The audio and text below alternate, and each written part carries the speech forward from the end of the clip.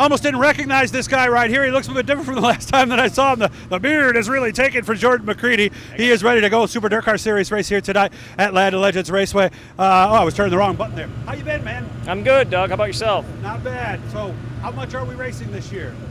A lot. Traveling a lot, which is good.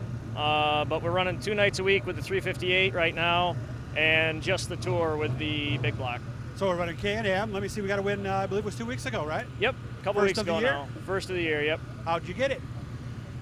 We started 13th, and the track was pretty hammered down, and just ended up getting the lead like lap 15 maybe, or 20, something like that. The car was good. Car was good. Max McLaughlin came up. He was driving for Larry Welling, and he was really good too. He had a bunch of guys had motor problems that night, but he ended up hurting something, and we got the lead from there because we were second to him at that point. Well, that's got to feel good because Can-Am 13th to first. That's a solid run. That's pretty good, yeah. I'd say that was pretty cool. So we went back. We finished 7th this past week, so we're rolling. Okay. How about Thunder? We've got a bunch of top 5s, but we haven't had a shot at winning down there yet. Not yet. Close? No. Close, yeah. A couple good seconds, and we had a good third going, and we ended up overheating the motor and had to pull off on one of them. So we've been running pretty good down there, just haven't clicked one off yet. Talk about 2 totally different racetracks, huh? Oh, yeah. Not just size, but the way they change, right? Yeah. Thunder Mountain is definitely unique. Okay. Now, one thing I wanted to make sure to share with you guys, Jordan just started up the car. If you look right by his right elbow, right above the 28 on the nose, here, can you point to it, Jordan, so everybody can see it? That piece right there, what is that called? We just call it like a blocker. It just sort of deflects the air from getting into the radiator so you can warm the car up quicker.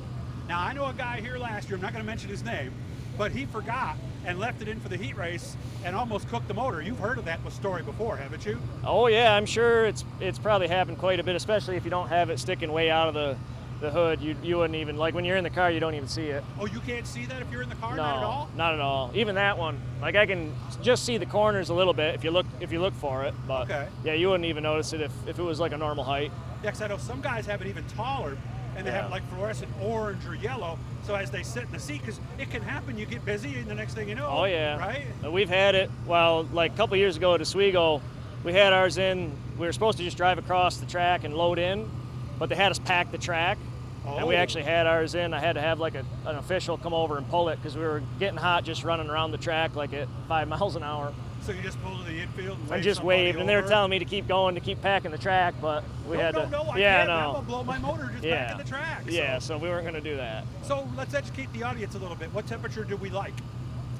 You want to have it warmed up to like at least 180 before you go out and run it. That's just the water temp. But, that's just the water temp. Do we watch the oil temperature too? Usually, yeah. If you got a gauge in there, you'd want it. I imagine probably over like 250 or something, but we don't have those gauges. So. Okay. When is the temperature rise enough where it starts to grab your attention? Well, they got an idiot light in there, so once that starts glowing, usually is a when good. When does the light come on? 220? It's like 220. Yeah. Okay. But we're in first, and there's 5 laps to go. Better be a good race to win. We're not pulling it. Well, it depends.